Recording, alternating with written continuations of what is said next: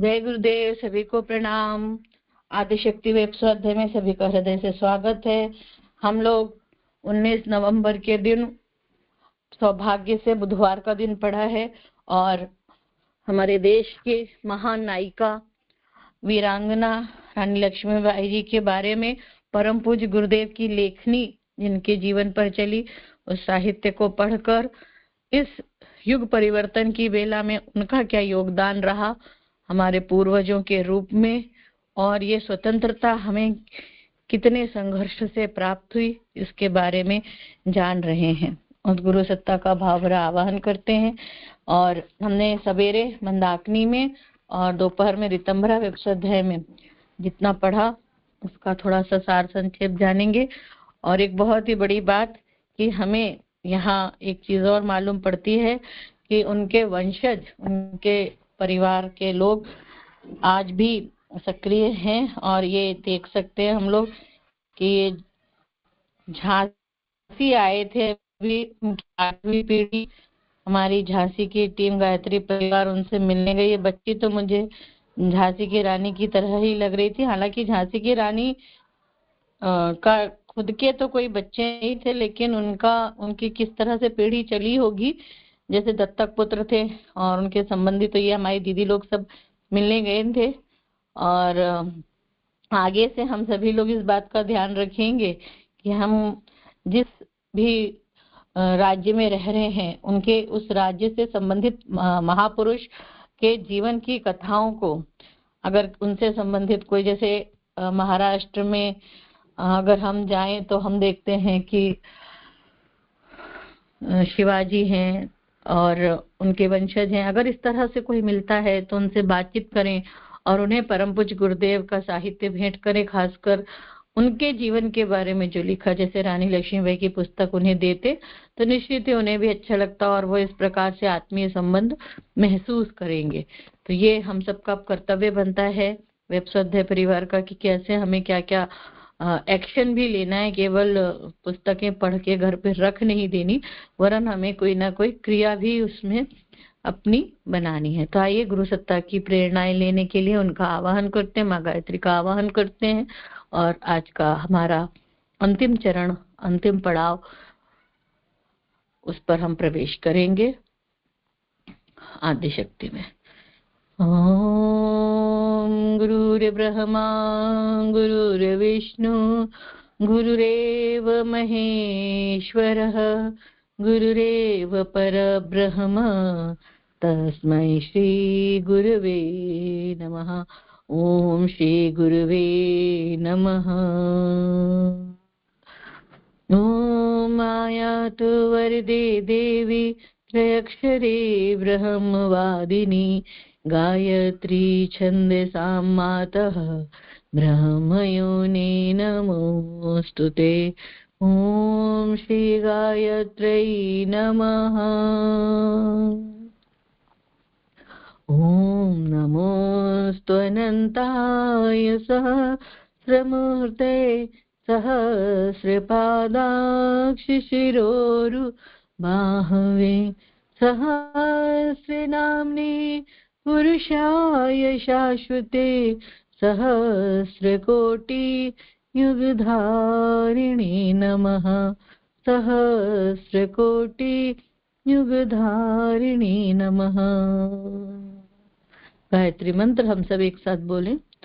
ओम भूर्भुवः स्वः तत्सवितुर्वरेण्यं भर्गो देवस्य धीमहि धियो यो नः प्रचोदयात्।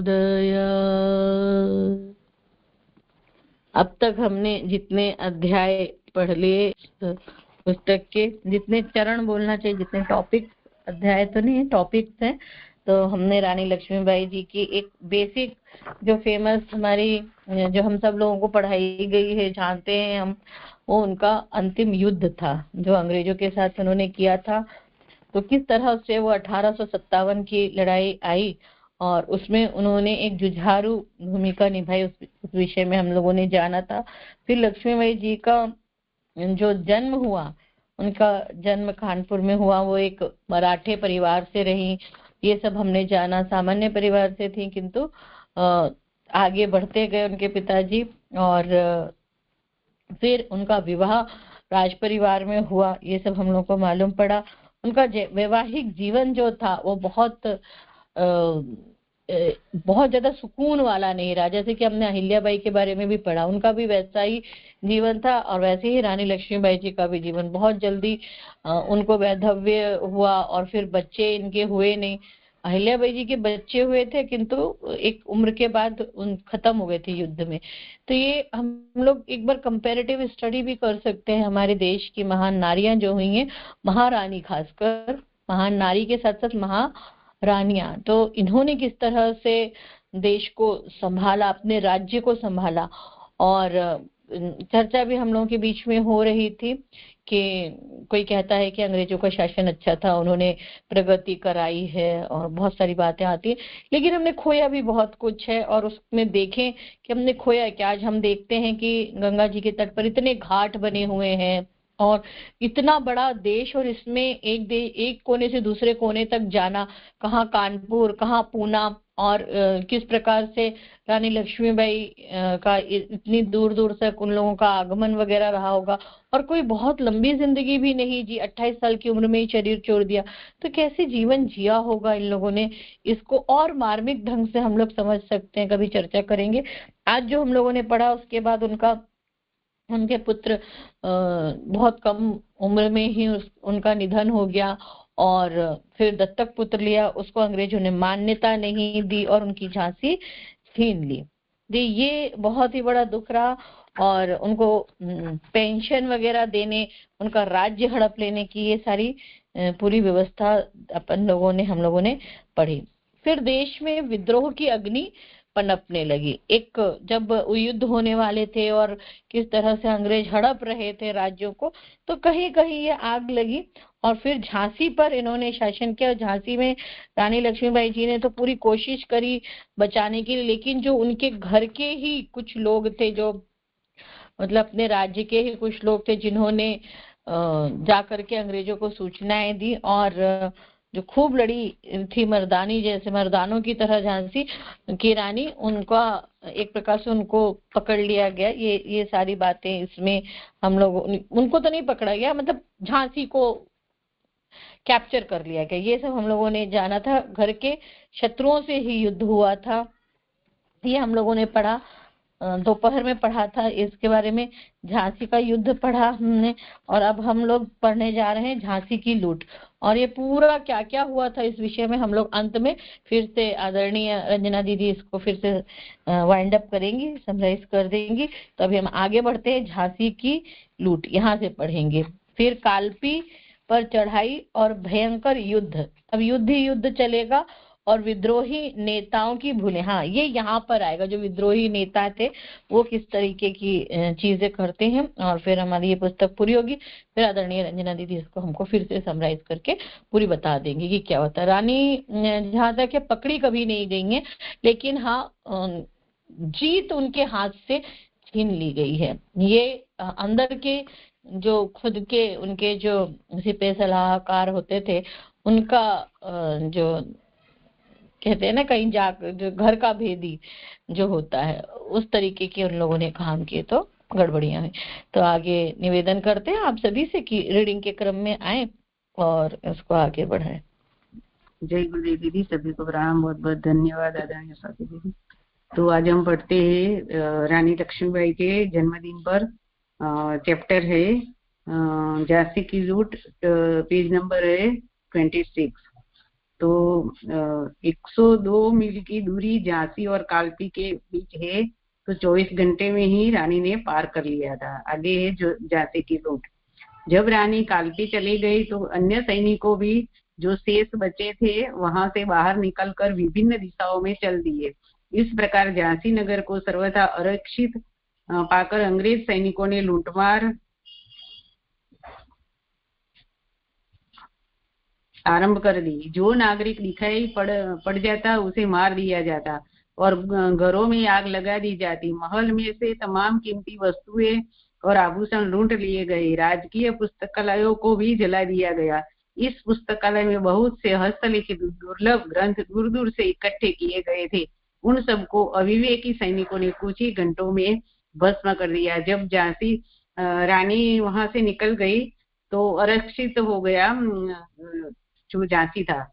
तो अंग्रेजों ने लूटमार चालू कर दी और जो पुस्तकालय में कीमती पुस्तकें थी, दुर्लभ पुस्तकें थी, वो भी उन्होंने जलाकर भस्म कर दी। और जो नागरिक दिखाई दे पड़ता था उसको भी मार दिया और सब झांसी एकदम खाली हो गया। लूट के बहुत से माल को छावनी में लाकर प्रतिदिन नीलाम किया जाता था। इसको लेने के लिए अंग्रेजों के खुशामदी राजा और रईसों की भीड़ इकट्ठी हो जाती थी। ग्वालियर वालों ने भी बहुत सा सामान खरीदा। 3 दिन तक गोरे सैनिकों द्वारा लूट कराने के पश्चात अंग्रेजी सेना में काम करने वाले भारतीय सिपाहियों को लूटने का आदेश दे दिया गया। उन्होंने भी प्रजा के घरों को मनमाना लूटा। 7 दिन तक वह इस तरह लूटमार होने के पश्चात फौज को नगर से हटा दिया गया। इस नरसंहार में हजारों निर्दोष नागरिक जान से मारे गए और घायल भी हुए। तो लूट ऐसी करी कि जो लगातार 7 दिन तक लूट चली और जो भी था वही वहां से लूट कर उन्होंने नीलाम कर दिया। और जो भारतीय सिपाही थे वह भी जो खुशामदकार थे वो भी उस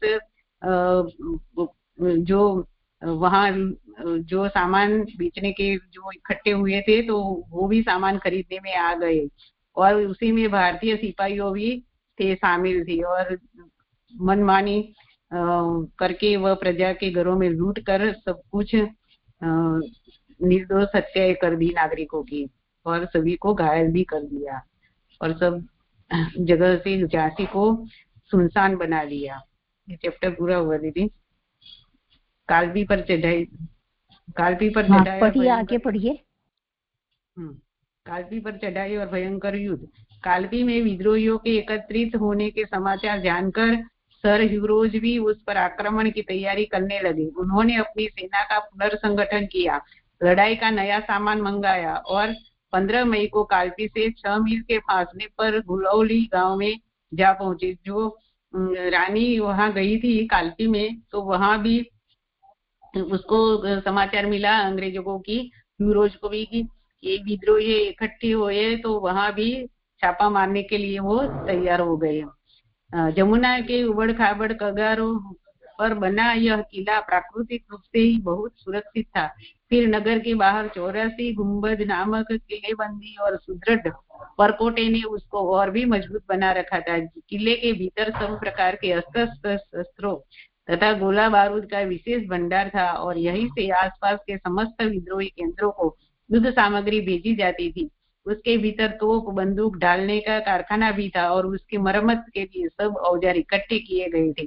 खाद्य सामग्री का एक बड़ा गोदाम भी यहीं पर था। तो कालपी पर वहां जो थे अस्त्र शस्त्र बनाने का जो कारखाना था और वहीं भी सब कुछ सामग्री वहां आती जाती थी। विद्रोहियों को युद्ध सामग्री भी भेजी जाती थी और एक केंद्र था वहां सभी औजार बनाने का और इकट्ठा करने का और खाद्य सामग्री भी की गोदाम भी थी वहां कालपी पर। कालपी के इस महत्व को अंग्रेज अधिकारी और विद्रोही नेता दोनों ही अच्छी तरह जानते थे। इसलिए राव साहब ने उसकी रक्षा के लिए चारों तरफ विभिन्न सेना दलों को नियुक्त किया था। एक ओर की सेना के अध्यक्ष बांदा के नवाब थे, दूसरी ओर बरेली से आई हुई रुहेलों की पलटन थी, तीसरी ओर बंगाल नेटिव इन्फेंट्री की विद्रोही सेना को रखा गया था। रानी लक्ष्मीबाई के साथ लाल वर्दी वाले 250 घुड़सवार स्वतंत्र रूप से उत्तर की तरफ रखे गए थे। तारीख 15 मई को विद्रोहियों के एक दल से अंग्रेजी सेना की मुठभेड़ गुलौली के पास हो गई और आरंभ में विद्रोही सेना को कुछ सफलता मिली, पर बाद में जब अंग्रेजी सेना की अग्नि वर्षा ज्यादा तेज हुई तो वह पीछे हट गई। लक्ष्मीबाई को जब अपनी फौज की पराजय का हाल मालूम हुआ तो वह अपनी लाल वर्दी सेना के साथ युद्ध भूमि की तरफ झपटी और अंग्रेजी फौज पर बंगाल की तरफ से हमला किया। उसकी मार से अंग्रेजी सेना में हलचल मच गई। रानी स्वयं घोड़े की लगाम दांतों के बीच दबाए दोनों हाथों से तलवार चलाकर शत्रुओं का सफाया कर रही थी। उसकी अभूतपूर्व वीरता को देखकर पीछे हटने वाली विद्रोही सेना को अपनी निर्बलता पर लज्जा आई और वे दूने जोश से अंग्रेजी सेना पर टूट पड़े। अंग्रेजी सेना को संकट में देखकर सर रोज और ब्रिगेडियर स्टुअर्ट ने ऊंट सवार फौज के एक दल को साथ लेकर काल्पी की फौज पर भयंकर आक्रमण किया। उनकी गोली वर्षा को विद्रोही सेना सहन न कर सकी और पीछे हटकर किले के भीतर चली गई। अब दोनों अंग्रेजी सेनापतियों ने एक एक सेना दल के साथ दोनों तरफ से काल्पी पर आक्रमण किया। विद्रोही सेना ने 4-5 दिन मुकाबला किया भी, पर उनका साहस प्रथम बार ही टूट चुका था। जब अंग्रेजों ने वहां छापा मारा तो विद्रोही भी पीछे हट गए, लेकिन जो रानी थी तो लाल घोड़े पर सवार होकर उन्होंने जब बहुत अच्छी तरह उन्होंने मुकाबला किया युद्ध भूमि में, और ऐसे वो झपटी की सेनाओं का सफाया बोला दिया। दीदी 1 मिनट। उसकी अभूतपूर्व वीरता को देखकर पीछे हटने वाले विद्रोही सेना को अपनी निर्बलता पर लज्जा आई और वे दूने जोश से अंग्रेजी सेना पर टूट पड़े। अंग्रेजी सेना को संकट में देखकर ह्यूरोज और ब्रिगेडियर स्टुअर्ट ने ऊंट सवार फौज के एक दल को साथ लेकर काल्पी के फौज पर भयंकर आक्रमण किया। उनकी गोली वर्षा की विद्रोही सेना सहन न कर सकी और पीछे हटकर किले के भीतर चली गई। अब दोनों अंग्रेजी सेनापतियों ने एक एक सेना दल के साथ दोनों तरफ से काल्पी पर आक्रमण किया। विद्रोही सेना ने 4-5 दिन मुकाबला किया भी, पर उनका साहस प्रथम बार ही टूट चुका था। अब काल्पी में ठहरना ठीक न समझकर राव साहब और लक्ष्मीबाई कुछ लोगों को साथ लेकर वहां से निकल गए और कुछ दूर जाकर गोपालपुर में ठहरे। 2-4 दिन बाद तात्या टोपे भी, जो काल्पी से अपने पिता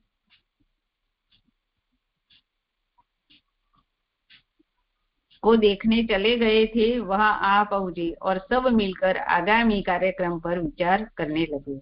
ये पूर्ण हुआ दीदी, आप समझा देना। जय गुरुदेव।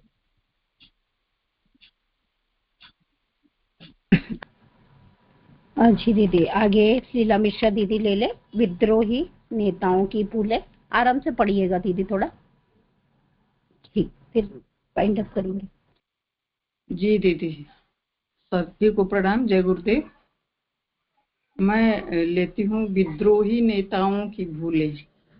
यह एक आश्चर्य की बात है कि झांसी में इधर उधर के सिपाहियों को इकट्ठा करके रानी लक्ष्मीबाई सर ह्यूरोज की सेना का 13 दिन तक अच्छी तरह मुकाबला करती रही, पर काल्पी में उसने उससे कहीं अधिक सुशिक्षित सेनाएं और कई राजाओं तथा सरदारों के होने पर भी लड़ाई का फैसला एक दिन में ही हो गया और किले के भीतर भी विद्रोही सेना एक सप्ताह से अधिक न टिक सकी। इसका असली कारण था नेतृत्व का अभाव और अनुभव की कमी। सच पूछा जाए तो कितनी ही विद्रोही टुकड़ियां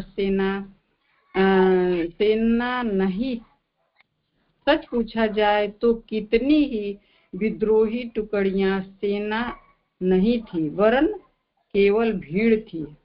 अच्छा, उनके संचालनकर्ता राजाओं और नवाबों ने कभी युद्ध देखा ही न था। सब आराम की गोद में पले हुए और महलों में गर्म गलीचों पर पैर रखकर चलने वाले थे। उधर अंग्रेजी सेनापति तथा अन्य अफसर पक्के सिपाही और युद्ध विद्या के पूरे जानकार थे। उनको अनेक रण क्षेत्रों का अनुभव था और वे सेना को पूर्ण नियंत्रण में रखना जानते थे। यही कारण है कि 1000 सेना लेकर 20,000 विद्रोहियों का मुकाबला करने को तैयार हो जाते थे और फौज दाव पेचों के बल पर सफलता प्राप्त कर लेते थे। रानी लक्ष्मीबाई स्त्री होते हुए भी इन बातों दीदी को उसको समझा दीजिए थोड़ा सा, फिर आगे बढ़िए उस पैराग्राफ। जी, इस पैराग्राफ में बताया है कि वो हार इसलिए हुई क्योंकि जो राजा, जो आसपास के राजा जो आए थे मुकाबला करने के लिए, उनको अनुभव नहीं था युद्ध का, इसलिए वो हार गए। और रानी लक्ष्मी और अंग्रेजों को युद्ध करने का दाव पेच मालूम था। और उसी तरीके से रानी लक्ष्मीबाई औरत जी, अभी तो मुझे पढ़ना है, ये विद्रोहियों का मुकाबला करने को तैयार हो जाते थे, इसलिए अंग्रेज तैयार हो जाते थे क्योंकि वो दाव पेच जानते थे। रानी लक्ष्मीबाई स्त्री होते हुए भी इन बातों को बहुत कुछ समझती थी। उसने कालपी आते ही राव साहब से कहा था कि बिना सुव्यवस्था और ठीक इंतजाम से हमारी जीत कभी नहीं हो सकती। प्रबंध की उत्तमता से ही झांसी में अंग्रेजी सेना की जीत हुई है। उसके अफसर अपने काम में बड़े चतुर थे। उनके सिपाही युद्ध के मैदान में हमेशा जी खोल कर लड़ते थे। उन सब पर एक अफसर रहता था और उसी की आज्ञा से सब काम होता था। अतः जब तक आपकी सेना का इंतजाम ठीक न करेंगे, तब तक अंग्रेजों से कभी नहीं जीत सकते। राव साहब ने रानी सलाह की सराहना की और सेना को कई भागों में बांटकर अलग अलग उनकी ड्यूटी नियत की। रानी लक्ष्मीबाई को पता था कि अंग्रेज कैसे जीतते हैं, उनको दांव पेच पता है और वो लड़ाई का जानते हैं कि युद्ध कैसे किया जाता है। तो उन्होंने समझाया राव साहब को कि आप भी जब तक ये दांव पेच नहीं सीखेंगे, जिस तरीके से वो लड़ते हैं अंग्रेज, उस तरीके से, क्योंकि उनकी सेना में एक अफसर रहता है जो बताता है कि ऐसे करना है तो वैसा ही करना नहीं है, उसी के इशारे पे युद्ध होता है। तो तब तक जब तक आप नहीं ये आइडिया अपनाएंगे, तब तक आप जीत नहीं सकते हैं युद्ध। तो ये राव साहब को भी ये सलाह मतलब कि भाया मन को आगे। पर वे स्वयं इस संबंध में अनुभवहीन थे और फिर भी राजा रईसों के लड़कों की तरह अपनी योग्यता को बहुत अधिक समझते थे। इसी झूठे अहंकार के कारण वे एकाध जगह थोड़ी सफलता मिलते ही फूल जाते थे और पेशवाई के सपने देखने लगते थे। उन्होंने कई बार समय और साधन मिल जाने पर भी उनका उचित प्रबंध और उपयोग न किया, वरन समय और साधनों को ऊपरी शान शौकत दिखाने के लिए जलसे, उत्सव आदि में नष्ट कर दिया। इसलिए उनको अधिकांश स्थानों पर असफलता का ही मुंह देखना पड़ा और एक विशेष परिस्थिति बस देश में उत्साह और स्वतंत्रता की जो लहर उत्पन्न हुई थी, वह बहुत थोड़ा फल दिखाकर ही समाप्त हो गई। यह बताया जा रहा है कि जो अनुभवहीन थे वो राजा साहब, लेकिन उनको रईसी में पले बड़े थे, तो उनको अपनी योग्यता तो पता थी, लेकिन वो झूठे अहंकार में रहते थे और इसीलिए वो सफलता नहीं प्राप्त कर पाते थे।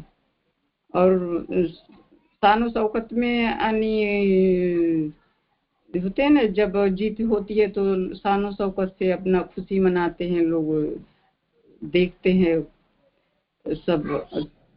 तो मानिए पैसे खर्च करते थे, शान शौकत से रहते थे, तो वो दिखावा करते थे, जिसकी वजह से उनको हमेशा असफलता मिलती थी। पूरा फल आगे दीदी इंदिरा दीदी लेंगी। जी आगे दीदी। जी हाँ, जी इंदिरा दीदी लेंगी। बहुत बहुत धन्यवाद दीदी। जी इंदिरा दीदी। बहुत बहुत धन्यवाद दीदी। आदरणीय नंदू बहन दीदी और हमारी लीला मिश्रा दीदी का बहुत बहुत धन्यवाद कि उन्होंने इतने अच्छे ढंग से हमें दिखाया कि हमारी जो कालपी में जो युद्ध हो रहा था अंग्रेजी सेना के साथ, तो उसमें हमें असफलता क्यों मिली। सबसे बड़ी बात तो यह है कि उसमें सेना के संगठन का और सुव्यवस्था, उसमें जो सुव्यवस्थाहीन और संगठनहीन ये हमारा युद्ध था। इसमें सिर्फ हम लोग लड़े तो सही, पर जो और हमारी बंगाल की सेना, बरेली की जो सेना और नवाब जो थे, ये सब सिर्फ भौतिक साधनों में डूबे हुए थे। उन्होंने कभी भी युद्ध करके अपने अनुभव को बढ़ाया नहीं। तो इस कारण जो हमारी लक्ष्मीबाई थी वो अकेली, एक टाइप से हम ये लोग ये बोल सकते हैं कि वो स्त्री भी थी पर वो अकेली हो गई थी। उन्होंने युद्ध बहुत किया पर उनको असफलता मिली, और इसका कारण उन्होंने अनुभव भी करा कि क्या इसका मेन कारण था। इसके लिए उन्होंने अंदर जाकर, फिर किले में जाकर उन्होंने बताया कि क्यों हमें असफलता देखनी पड़ी। अब इसके बाद इन लोग जो हमारे नेता, उस समय के जो राजा थे, नवाब थे, इन लोगों ने फिर हमारा देखा कि अब हमें क्या करना चाहिए। तो इस मौके पर किसी भी नेता को नहीं सूझ रहा था कि अब आगे कौन सा कदम उठाने में हम अपनी स्थिति को मजबूत कर सकेंगे और एक बार फिर शत्रु यानी अंग्रेजों का सामना करने की शक्ति प्राप्त कर सकेंगे। तब रानी लक्ष्मीबाई ने सम्मति दी कि अब कालपी या झांसी पर अधिकार कर सकने की बात स्वप्नवत हो गई है, फिर भी हमको किसी न किसी किले का आश्रय लेना पड़ेगा। इसके बिना युद्ध का संचालन कभी अच्छी तरह नहीं हो सकता। इसलिए सब बातों पर सोच विचार कर मैं ग्वालियर के किले को हस्तगत करके अंग्रेजों का मुकाबला करना ठीक समझती हूँ। वह सबसे अधिक मजबूत किला है। वहाँ की फौज दिल से विद्रोही हो चुकी है। जैसे हम वहाँ पहुंचेंगे तो वह ग्वालियर नरेश का पक्ष छोड़कर हम सबके साथ मिल जाएगी। अब पुनः जो हमारे राजा थे उस समय के, रानी लक्ष्मीबाई, ये सब जो थे, जितने भी थे हमारे, इन सब नेताओं के बीच पुनः बात हुई कि अब हम कैसे वापस अपना संचालन हम लोग कर सकते हैं। तो सबने बोला कि जो ग्वालियर का किला है, जो अभी भी झांसी का किला, कालपी, ये सब किले हमारे अंग्रेजों के पास चले गए थे। दीदी एक मिनट, ग्वालियर के किले सबने नहीं बोला, यहाँ किसी नेता के समझ में नहीं आ रहा था कि क्या लक्ष्मीबाई जी ने, रानी लक्ष्मीबाई ने ये विचार रखा कि हम ग्वालियर का किला लें और वहां से फिर युद्ध करें। जी दीदी, तो उसका मेन कारण भी यही है कि वहाँ की जो जनता है, प्रजा है, वो एकदम विद्रोही हो चुकी थी। तो रानी की यह सलाह सबको पसंद आई और शीघ्र ही उसे कार्यान्वित करने के लिए सेना और युद्ध सामग्री एकत्रित करके विद्रोही 1 जून को ग्वालियर के निकट मोरार तक जा पहुंचे। अब वहां के महाराज जीवाजी राव और उनके दीवान दिनकर राव बड़े ही संकट में पड़े। अभी तक वे बड़ी चतुराई से विद्रोही के दबाव को टालते रहे थे। तब जीवाजी राव तो एक बार विद्रोही से मिलने को तैयार भी हुए, पर दिनकर राव जी ने उनको सब कुछ ऊंचा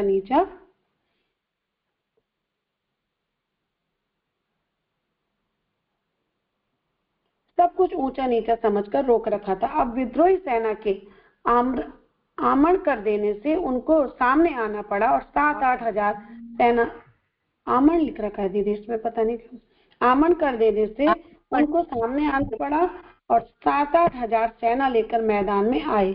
ग्वालियर का तोपखाना प्रसिद्ध फ्रांसीसी सेना अध्यक्षों की देखरेख में बनाया और संगठित किया गया था। उसकी शक्ति अब भी पर्याप्त थी। उसके मार के सामने आरंभ में राव साहब की सेना के पैर उखड़ने लगे। यह देख के रानी लक्ष्मीबाई ने एक सेना दल को लेकर ग्वालियर की सेना पर धावा किया और उसकी हिम्मत को तोड़ दी।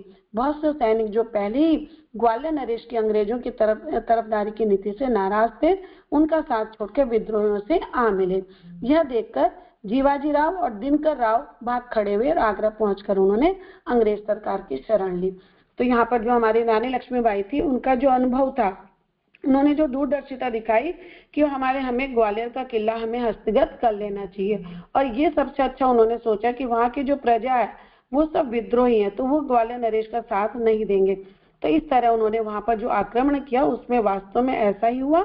जो विद्रोही थे वो जो जीवाजी राव और दिनकर राव, वहाँ के जो नरेश थे, उनका उन्होंने साथ छोड़कर झांसी रानी, हमारी रानी लक्ष्मीबाई का साथ दिया। और फिर वो जो दोनों थे, जीवाजी राव और दिनकर राव, ये सब आगरा पहुंचकर पुनः अंग्रेजी सरकार में चले गए।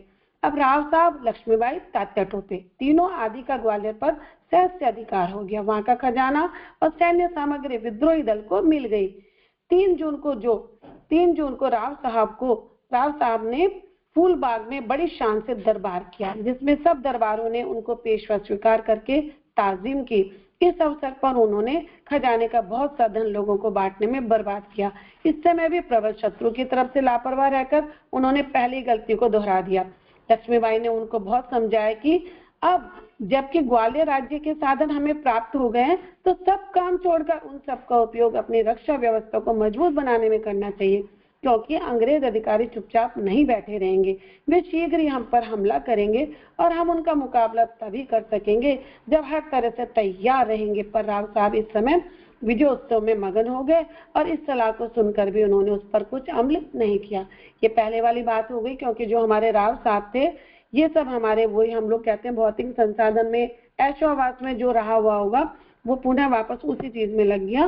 तो राजा भी उसी उसमें लग गए, जबकि रानी लक्ष्मीबाई ने उनको बहुत समझाया कि ये समय हमारा उत्सव का नहीं है, पर वो अपनी बात पे लगे रहे। 16 जून को सर ह्यूरोज की सेना मोरार के निकट आ पहुंची। एक विद्रोही सैनिक दल उसका मुकाबला करने को भेजा गया, पर वह 2 ही घंटे में परास्त हो गया।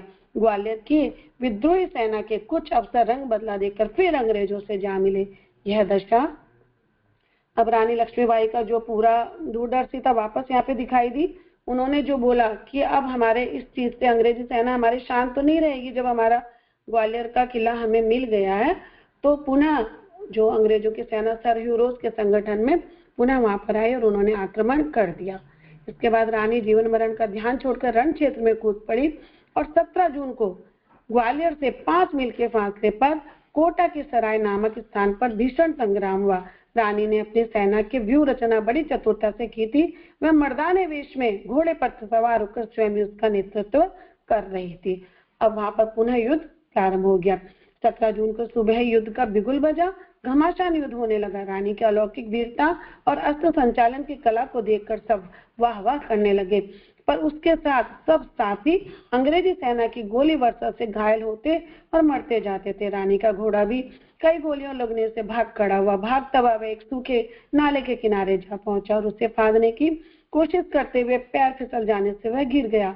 एक सवार ने जो पीछा कर रहा था शीघ्रता पूर्वक पहुंचकर रानी पर तलवार का वार किया, जिससे चेहरे का आधा भाग कट गया और फिर उन्होंने साहस न छोड़ा।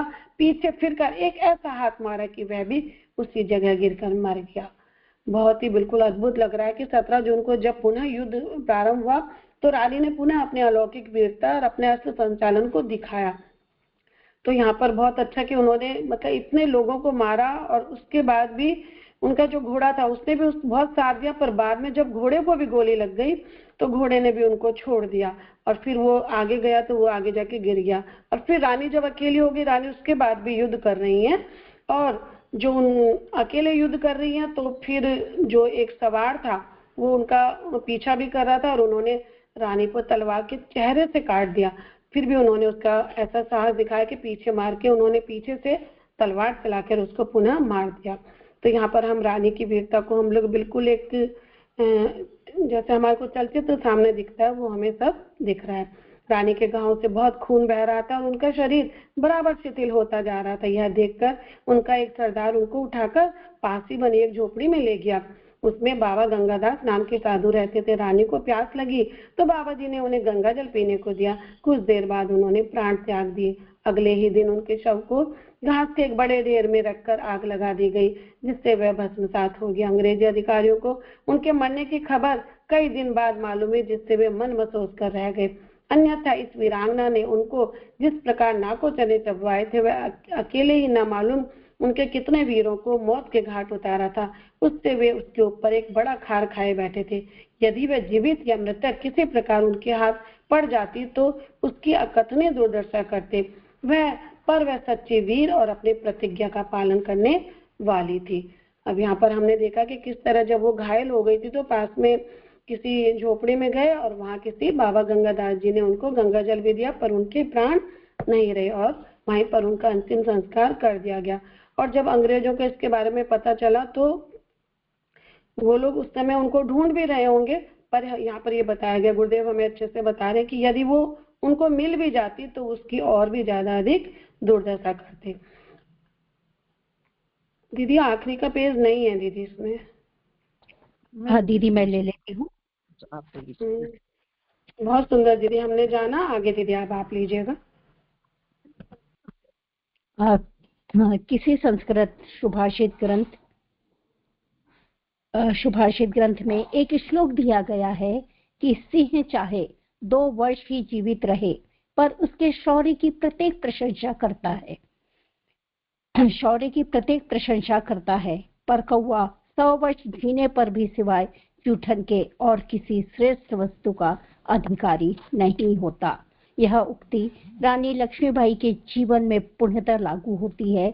यद्यपि वह केवल 24 वर्ष जीवित रही और इसमें भी जनता के सामने उसकी कार्यवाही केवल 1 वर्ष के शासनकाल में प्रकट हुई, पर इसी बीच में उसने ऐसे काम कर दिखाए जिसकी याद आज भी ताजा बनी हुई है और लाखों स्त्री पुरुषों को प्रेरणा दे रही है। बहुत ही सुंदर बात है कि हम सब भी जानते हैं कि रानी लक्ष्मीबाई मात्र 24 वर्ष ही जीवित रही और एक तो स्त्री, ऊपर से युवा, वो युवा जो खाने पीने खेलने के दिन हुआ करते थे उस समय उन्होंने इस स्वतंत्रता संग्राम में अपना योगदान दिया और बहुत प्यारा सूत्र था कि मैं झांसी नहीं दूंगी, और उसको उन्होंने बाकायदा निभाया। उस संकल्प पे वो खरी उतरी। और कहते ना कि सही बात कहा गया है कि सिंह चाहे 2-4 वर्ष भी जीवित रहे पर वो शौर्य की उसकी प्रशंसा जरूर होती है, परंतु यदि हम अपने जीवन में कोई ऐसा काम ना कर पाए तो कौवे की उपमा दी गई है कि आप जब 100 वर्ष भी जी ले पर आप केवल अपने उसी तरह के कार्य करते रहेंगे जिससे आपको कोई श्रेष्ठता प्राप्त नहीं होगी। उसकी प्रशंसा केवल इस बात के लिए नहीं है कि वह शस्त्र संचालन में बड़ी निपुण थी अथवा अपूर्व साहसी थी, उससे बढ़कर तलवार चलाने वाले युद्ध क्षेत्र के बीच अकेले लड़ने वाले हजारों क्षत्रिय और राजपूत पिछले 200-400 वर्ष में हो चुके हैं। उसकी विशेष प्रशंसा इस बात में है कि उसने आरंभ में ही अपने सामने आने वाले प्रत्येक कर्तव्य को निस्वार्थ भाव से पूरा किया और अंत में मातृभूमि के प्रति अपने कर्तव्य को पालन करने में स्वेच्छापूर्वक प्राणोत्सर्ग कर दिया। उनको अपनी अंतिम विजय की तो आशा थी नहीं और इधर विद्रोह के प्रमुख संचालकों की योग्यता और महत्वाकांक्षाएं भी उनको इस महान अभियान के लिए अपर्याप्त जान पड़ी। इसलिए उन्होंने सर्वश्रेष्ठ मार्ग यही समझा कि इस विकट अवसर पर ही अपना बलिदान करके तत्कालीन और भावी देशवासियों के सम्मुख एक प्रेरणाप्रद उदाहरण उपस्थित कर दे। एक ऐसे जीवन की सराहना और कामना कौन नहीं करेगा जिसने जीवित और मृत दोनों अवस्थाओं में मित्र, शत्रु और उदासीन सबकी प्रशंसा पाई हो और अंतिम क्षण तक कर्तव्य पालन पर आरूढ़ रहकर पूर्ण आत्मसंतोष प्राप्त किया हो। तो बहुत ही सुंदर बात यहाँ पर कि वो उन्होंने अपने जो कर्तव्य धर्म को, जो उनका कर्तव्य था झांसी के प्रति, उसको उन्होंने पूर्णतः पूरे मतलब आत्मबल के साथ उन्होंने निभाया और अपना कभी वो झुकी नहीं, उन्होंने सिर नहीं झुकाया अंग्रेजों के सामने, उन्होंने खुद प्राणोत्सर्ग कर दिया, पर अपनी झांसी भी नहीं दी और ना ही वो वहां पर झुकी। तो बहुत ही सुंदर इनका जीवन दर्शन हमने अभी जाना है।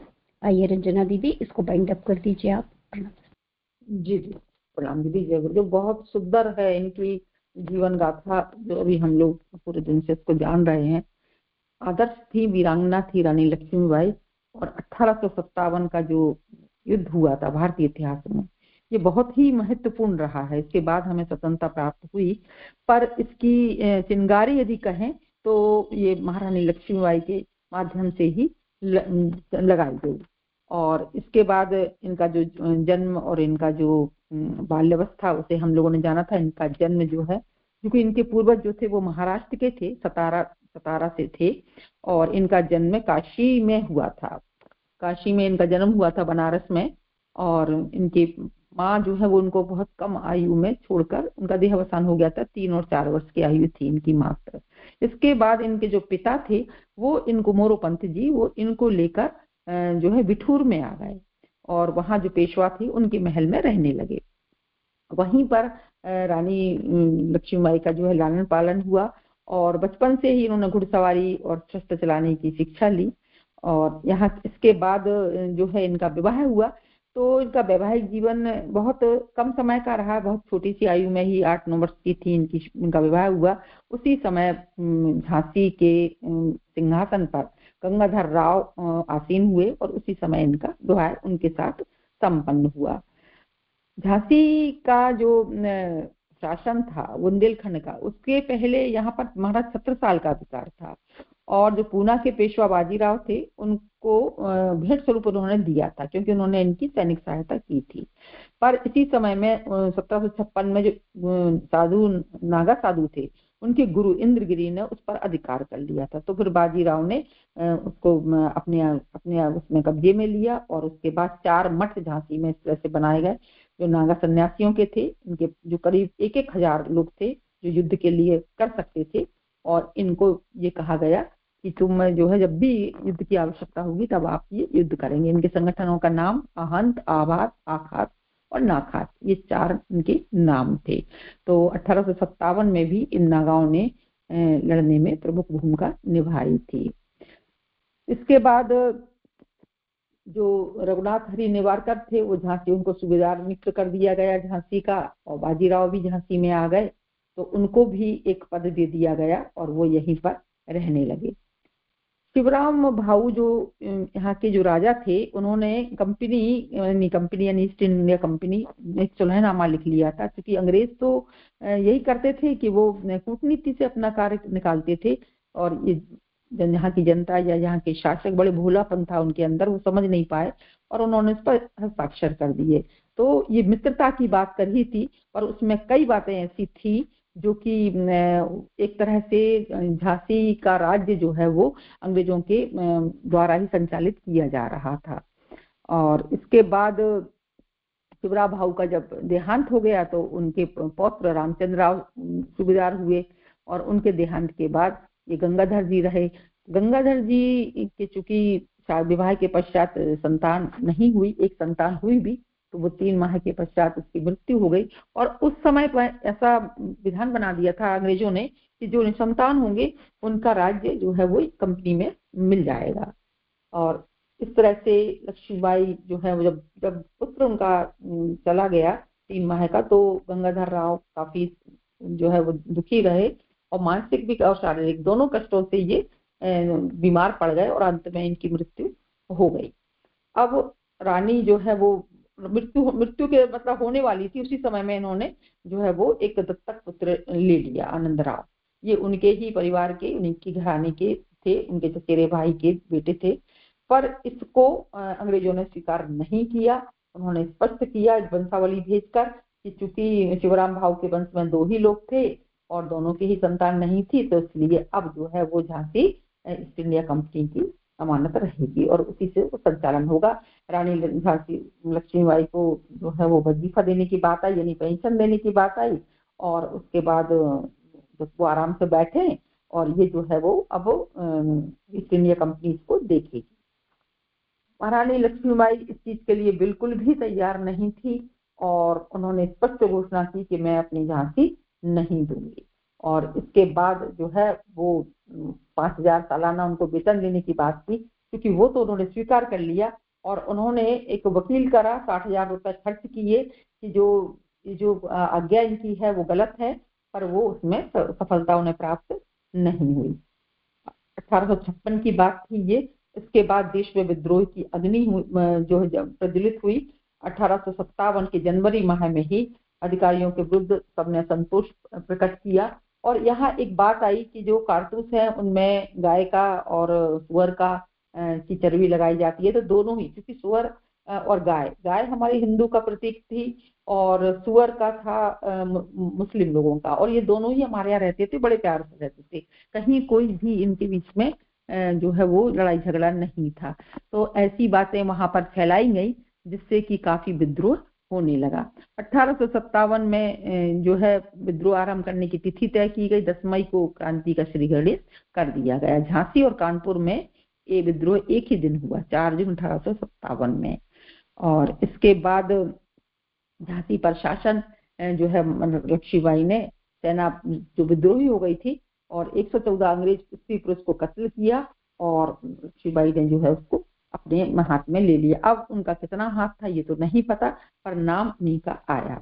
एक पत्र यहाँ बहुत सुंदर बताया गया है कि जो एक वो थे मार्टिन नाम के अंग्रेज थे, उन्होंने दत्तक पुत्र दामोदर राव को 30 वर्ष बाद 1889 में लिखा था कि तुम्हारी माँ के साथ बहुत बुरा व्यवहार किया गया। हालांकि जो अंग्रेज जिनको किले के अंदर थे उनको भी भोजन की व्यवस्था करती थी महारानी, और खुद रोटियां बनवा कर भिजवाती थी, पर फिर भी उनको कहा गया कि इस सारे कार्य में उन्हीं का हाथ है।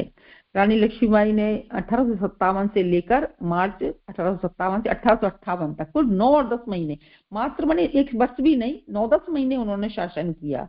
इतने ही समय में उन्होंने जो है वो अंग्रेजों को ये बार-बार विश्वास दिलाती भी रही कि मैंने कोई लूटपाट या इस तरह से उपद्रव नहीं किया है, और ये शासन जो है इसलिए मैंने अपने हाथ में लिया है कि यहाँ पर कोई उपद्रव ना हो। पर अंग्रेज लोग इस बात को नहीं मानते रहे।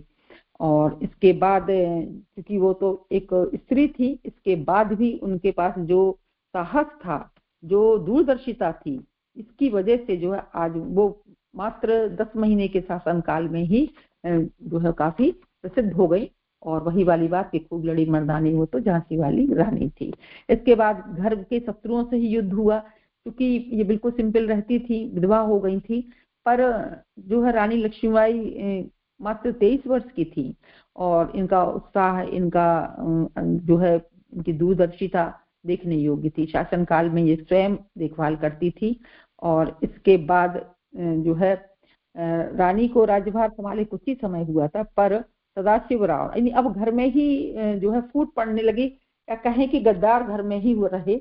और इसकी वजह से जो रानी की गद्दी को अपना अधिकारी बनाने लगे राव नारायण थे, एक सदाशिव राव नारायण, वो कहने लगे कि मैं इसका अधिकारी हूँ। और इस तरह से की घटनाएं जब रानी को मिलती तो वो सेना लेकर उस पर करेरा पर उन्होंने चढ़ाई भी कर दी। फिर वो भाग गए सदाशिव राव।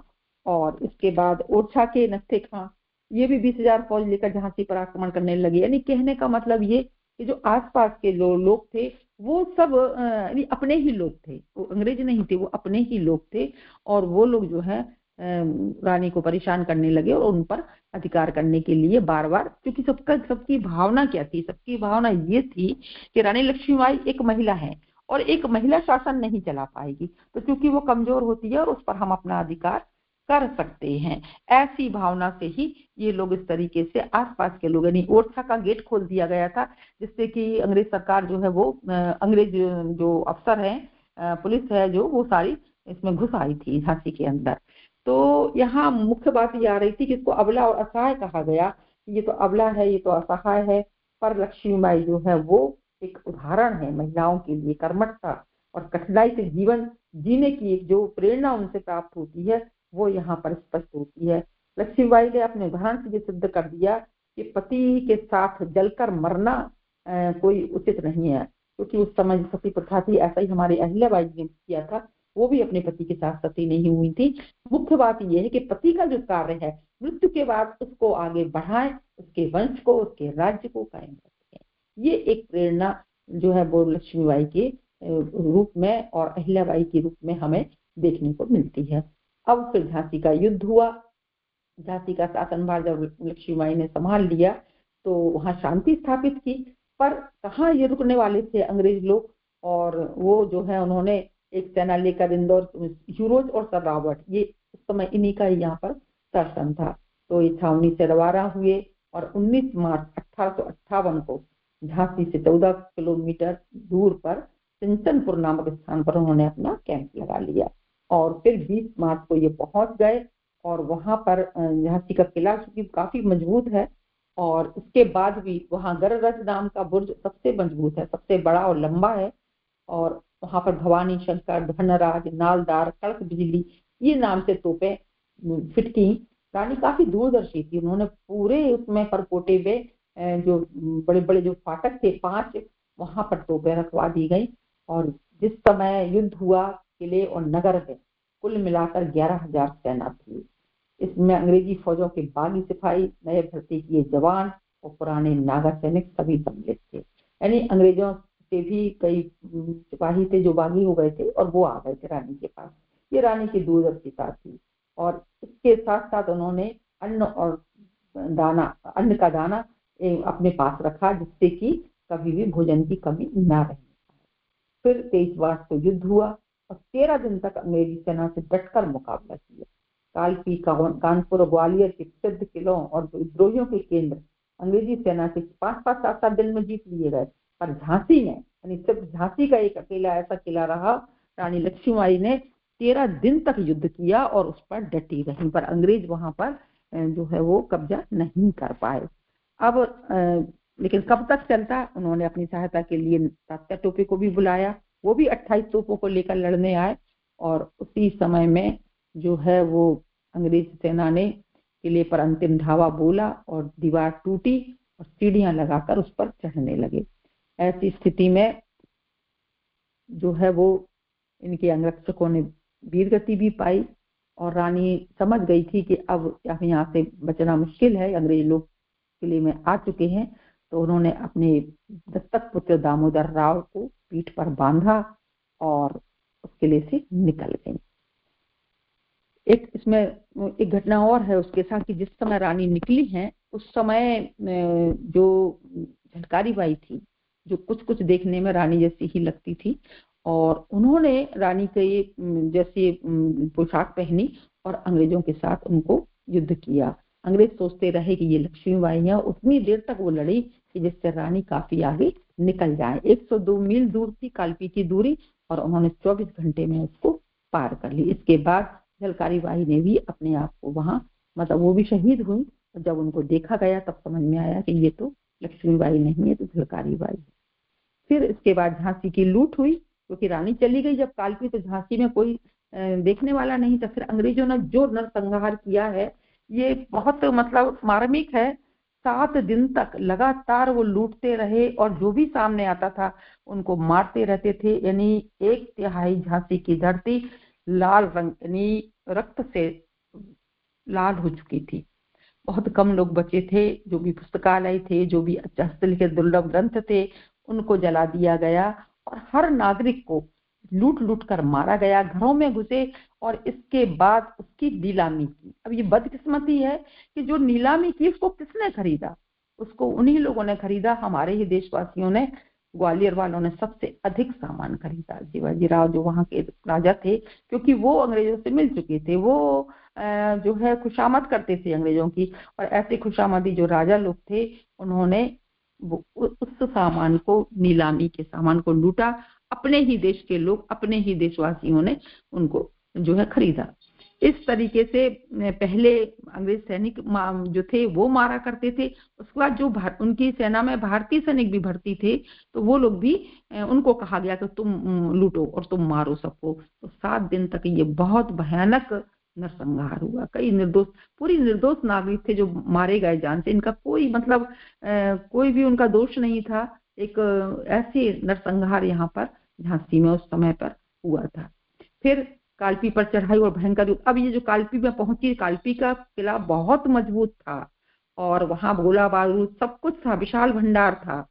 पर और वहां पर चारों कोनों से युद्ध के लिए सैनिकों को लगाया गया था कि एक ओर से थी बाना के नवाब थे, दूसरी बरेली के थे, रुहलों की पलटन थी, तीसरी बंगाल की थी, और रानी लक्ष्मीबाई ने जो है अपने आप को स्वतंत्र रखा था। यानी चारों कोनों पर नियुक्त करने के बाद वो अलग थी लाल वर्दी में। उनके 250 घुड़सवार थे, पर उन्होंने जहां वो देखा करती थी कि देखा उन्होंने कि जो है जहाँ की बंगाल की तरफ की थोड़ी सी जो फोर्स थी वो पीछे हटने लगी, वो डर रही थी। तो रानी वहां पहुंची और उन्होंने उनको जो है प्रेरणा दी और स्वयं वहां पर युद्ध किया।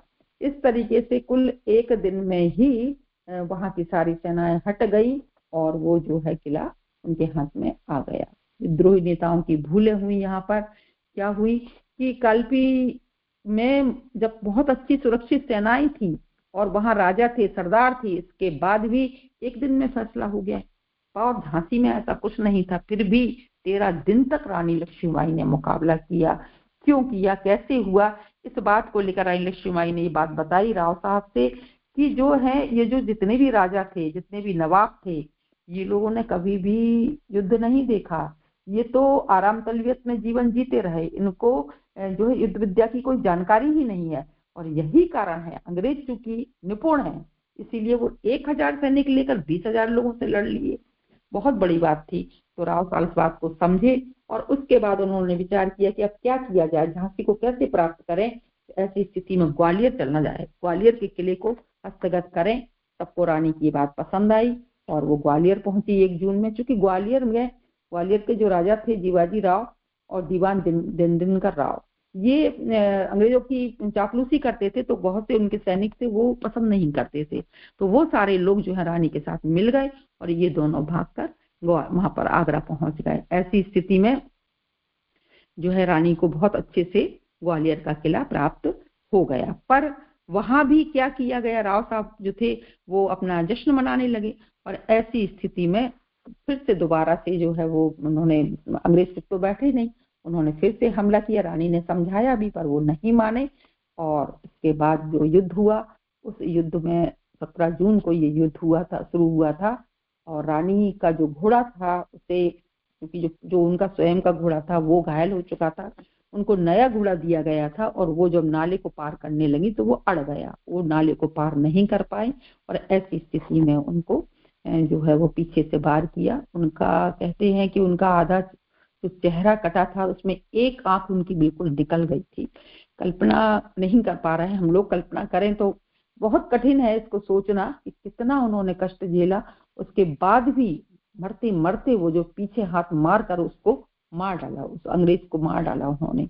और फिर बाबा गंगादास जो थे एक साधु, वहां ले गए इनको उठाकर, क्योंकि इन्होंने स्पष्ट कहा था कि मेरे शरीर को अंग्रेज न छू पाए। उन्होंने उन्हें गंगा जल पिलाया और फिर उनका दाह संस्कार वहीं पर कर दिया। अंग्रेज उनको नहीं प्राप्त कर सके, वो बहुत सोचते रहे कि जिंदा या मृत किसी तरीके से हम रानी का शरीर प्राप्त कर पाए। प्राप्त कर लेते तो निश्चित ही दुर्दशा करते उसकी, क्योंकि वो तो काफी जो है वो रानी से घबराए हुए थे। तो यहाँ बहुत सुंदर बात जो लास्ट में दी है कि शेर यदि 2-4 वर्ष ही जिए पर उसका शौर्य जो होता है उसकी प्रशंसा सब करते हैं। तो निश्चित ही रानी उम्र 23 वर्ष थी इनकी सिर्फ, और इतने कम समय में और मात्र 1 वर्ष के शासनकाल में, 1 वर्ष भी नहीं 11 माह 10-11 माह इन्होंने शासन किया। पर वो कितनी मतलब उन्होंने एक ऐसे कार्य करके दिखाए जो हम आज भी लाखों हजारों स्त्री पुरुषों को प्रेरणा दे सकते हैं और दे रहे हैं। हम आज भी, झांसी जानी जाती है रानी लक्ष्मीबाई के नाम से, और हम सब जो यहाँ झांसी में रहते हैं एक गर्व होता है, जहाँ कहीं भी जाते हैं हर कोई ये बात कहता है, अरे आप तो झांसी की रानी लक्ष्मीबाई, आप तो झांसी की रानी है। ये बड़े गर्व की बात है, बहुत बड़ा गौरव है हम लोगों का, बहुत बड़ी एक सौभाग्य है जो हम लोग झांसी में रहें और झांसी को इतिहास में अमर है, हर कोई इसको जानता है। तो यहाँ वही वाली बात है कि गुरुदेव ने लिखा है बहुत सुंदर कि ऐसा नहीं है कि हजारों लाखों 2-4 वर्षों तक, क्योंकि हम लोग कितना गुलाम रहे हैं, तो बहुत योद्धा हमारे यहाँ के रहे, क्षत्रिय राजपूत, इन्होंने अपनी शौर्यता अपनी वीरता को दिखाया। पर रानी लक्ष्मीबाई जो थी उन्होंने अपने कर्तव्य का पालन किया निस्वार्थ भाव से। वो बहुत अच्छे से जानती थी कि वो जीत नहीं पाएंगी कहीं से, वो कहीं की महारानी बनकर नहीं रह पाएंगी, पर उन्होंने अपने प्राणों का उत्सर्ग किया। क्यों? मातृभूमि के प्रति अपने कर्तव्य पालन के लिए। तो यही प्रेरणा उन्होंने समझ लिया था कि वो अपने आप को उत्सर्ग करके कम से कम हम अपनी एक प्रेरणाप्रद उदाहरण तो स्थापित कर दें। तो निश्चित ही उनके जीवन की सराहना और कामना सभी कोई करता है कि ऐसी अवस्था में जब उनकी मृत्यु हुई तो ऐसी स्थिति में मित्र तो मित्र, शत्रु भी जो है उनकी प्रशंसा करने से नहीं चूके और उन्होंने अपने कर्तव्य पालन पर आरूढ़ रहकर पूर्ण आत्म संतोष प्राप्त करके अपने जीवन को उत्सर्ग किया। ऐसी थी हमारी वीरांगना रानी लक्ष्मीबाई। जय गुरुदेव, प्रणाम सभी को। आगे दीदी विचारों। बहुत बहुत धन्यवाद दीदी, बहुत बहुत धन्यवाद। पूरा बाइंड अप हो गया, पूरी फिर से हमने रानी लक्ष्मीबाई के जीवन दर्शन को जान लिया। जी आदरणीय स्वाति दीदी, आप कुछ कहेंगे? आगे इंदिरा दीदी आहुति का क्रम ले लीजिएगा और पूर्णाहुति करिएगा। हाँ दीदी प्रणाम, जय गुरुदेव।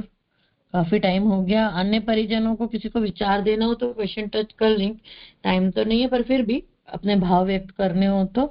और इस बात का हम लोग आगे से ध्यान रखेंगे कि सभी को मौका मिले बोलने का। मुझे जो बोलना है वो यही कि मुझे पूरे दिन से मैं सुन रही हूँ, जितना भी सुन पाई उसमें सबसे इम्पोर्टेंट मुझे जो टच करा वो ये कि उन्होंने दुश्मनों को भी संरक्षण दिया, भाव संवेदना उनकी देखो कि उनको भोजन कराया। सबसे मतलब इतना सब हो रहा है, मार खा रहे हैं, सब कुछ हो रहा है, लड़ाई हो रही है, युद्ध हो रहे हैं और कितनी गहन स्थिति चल रही है, लेकिन जो प्रेरणा मिलती है हम लोगों के लिए कि हम क्या कर सकते हैं, तो देखो ना कितनी मतलब प्यारी बात की भोजन कराया उन्होंने, उनका संरक्षण किया। एक ये बात मुझे बहुत हृदय स्पर्शी लगी।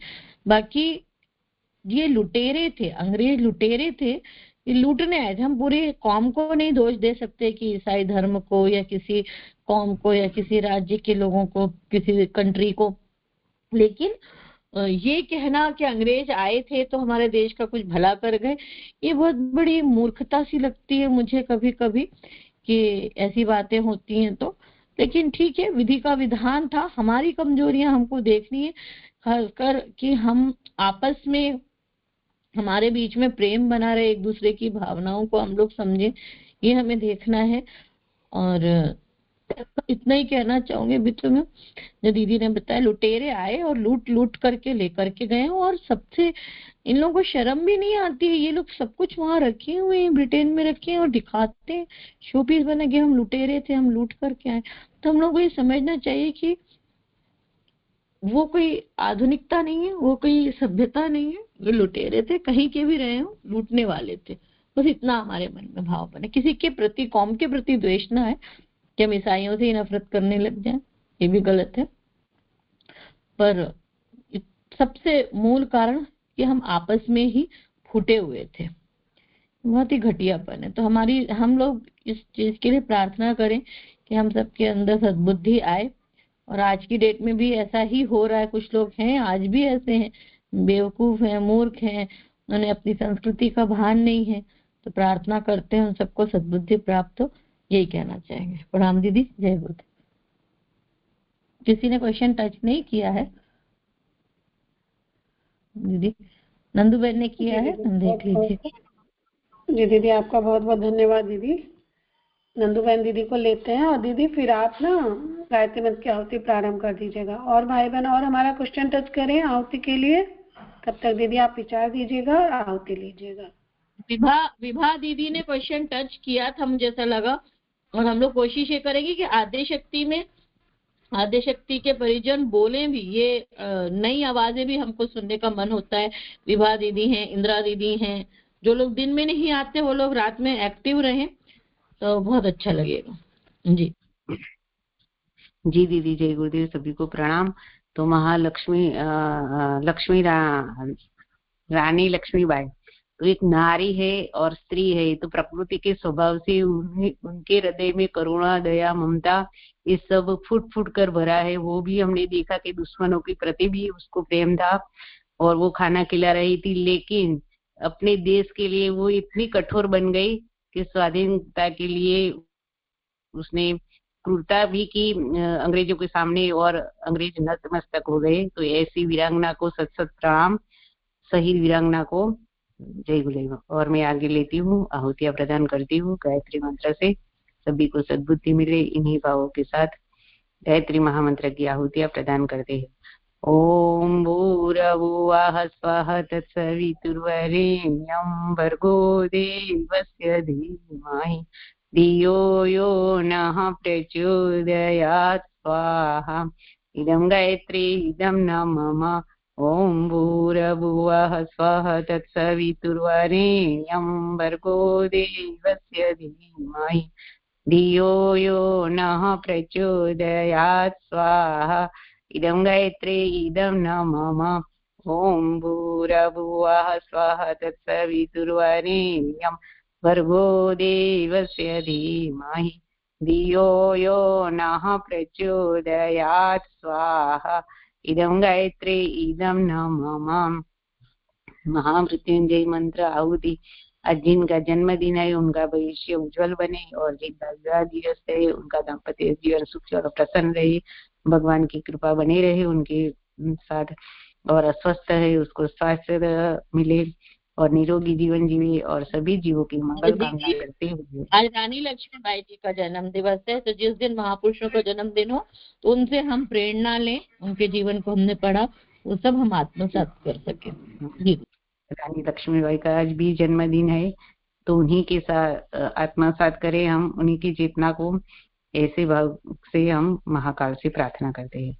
ओम त्र्यंबकं यजामहे सुगंधिं पुष्टिवर्धनम् उर्वारुकमिव बन्धनान् मृत्योर्मुक्षीयमामृतात् स्वाहा। इदं महामृत्युंजयाय इदं न मम। ओम त्र्यंबकं यजामहे सुगंधिं पुष्टिवर्धनम् उर्वारुकमिव बन्धनान् मृत्योर्मुक्षीयमामृतात् स्वाहा। इदं महामृत्युंजयाय इदं न मम। ओम त्र्यंबकं यजामहे सुगंधिं पुष्टिवर्धनम् उर्वारुकमिव बन्धनान् मृत्योर्मुक्षीयमामृतात् स्वाहा। इदं महामृत्युंजयाय इदं न मम। दिवंगत आत्मानां शांत्यर्थम आहुति। यह आहुति दिवंगत आत्माओं की शांति के लिए दी जा रही है। आज हमारी वीरांगना रानी लक्ष्मीबाई की आत्मा जहाँ भी हो, जिस स्थिति में, उनकी शांति की प्रार्थना करते हैं भगवान से इसी भाव के साथ। ओम शन्नो मित्रः शं वरुणः शन्नो भूतवर्यमा शन्न इंद्रो बृहस्पतिः शन्नो विष्णुरुक्रमः स्वाहा। इदं दिवंगतात्मनां शांत्यर्थम इदं न मम। ओम शन्नो मित्रः शं वरुणः शन्नो भूतवर्यमा शन्न इंद्रो बृहस्पतिः शन्नो विष्णुरुक्रमः स्वाहा। इदं दिवंगतात्मनां शांत्यर्थम इदं न मम। ओम शन्नो मित्रः शं वरुणः शन्नो भूतवर्यमा शन्न इंद्रो बृहस्पतिः शन्नो विष्णुरुक्रमः स्वाहा। इदं दिवंगतात्मनां शांत्यर्थम इदं न मम। पर्यावरण संशोधनार्थम आहुति। ओम पृथिव्यै स्वाहा स्वाहा। ओम अंतरिक्षाय स्वाहा स्वाहा। ओम सूर्याय स्वाहा स्वाहा। ओम चंद्राय स्वाहा स्वाहा। ओम नक्षत्रेभ्यः स्वाहा स्वाहा। ओम मदेभ्यः स्वाहा स्वाहा। ओम औषधिभ्यः स्वाहा स्वाहा। ओम वनस्पतिभ्यः स्वाहा स्वाहा। ओम चराचरेभ्यः स्वाहा स्वाहा। ओम सरीसृपेभ्यः स्वाहा स्वाहा। इदं पर्यावरण पुष्टिर्थम इदं न मम। आइए अब हम लोग, आज हमने रानी लक्ष्मीबाई के बारे में जाना, तो उनके लिए एक आहुति समर्पित करते हैं। ओम पूर्णमदः पूर्णमिदं पूर्णात् पूर्णमुदच्यते पूर्णस्य पूर्णमादाय पूर्णमेवावशिष्यते स्वाहा। शांति पाठ। सर्वत्र शांति हो, सभी के पापों का शमन हो, प्रभु की अनुकंपा सभी पे बरसे, इसी भाव के साथ शांति पाठ। ओम द्यो शांति अंतरिक्षिगं शांति पृथ्वी शांतिरापः शांतिरोषधयः शांति वनस्पतयः शांतिर्विश्वे देवः शांतिर्ब्रह्म शांति सर्वगं शांति शांतिरेव शांति सामा शांतिरेधि। ओम शांति शांति शांति सर्वारिषु शांतिर्भवतु। समझ देव शक्तियों को भाव भरा नमस्कार। ओम नमो स्वनंताय सहस्रमूर्ते सहस्रपादाक्षि शिरोरुहावे शास्त्र नाम्ने साय शाश्वते सहस्र कोटि युगधारणे नमः सहस्र कोटि युगधारणे नमः। नमः।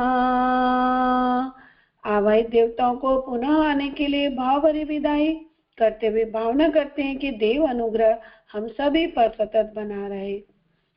ओम यान्तु देवगणा सर्वे पूजामादाय मामके इष्टकाम समृद्ध्यर्थं पुनरागमनाय च प्रभु पुनरागमनाय च। जय गुरुदेव, आप सभी को प्रणाम।